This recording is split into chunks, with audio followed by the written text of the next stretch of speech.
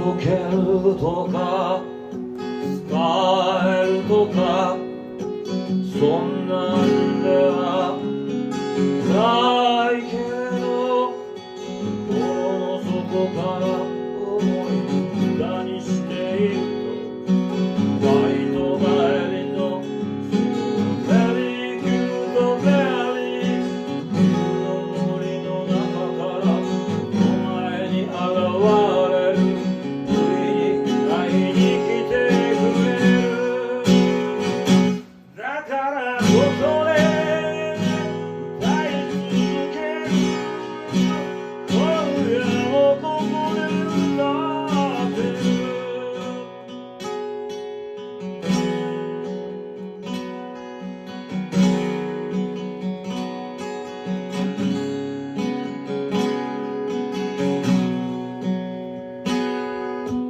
夜を明るく照らす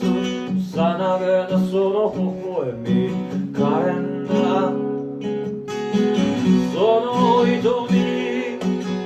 少し恥ずかしがり屋の妖精さんは時に現れる今夜もここで歌ってるだからここで歌い続ける今夜もここで歌ってるだからここで歌い続ける今夜もここで歌ってる声がなくなるまで歌ってる昼の森の中のバイト帰りの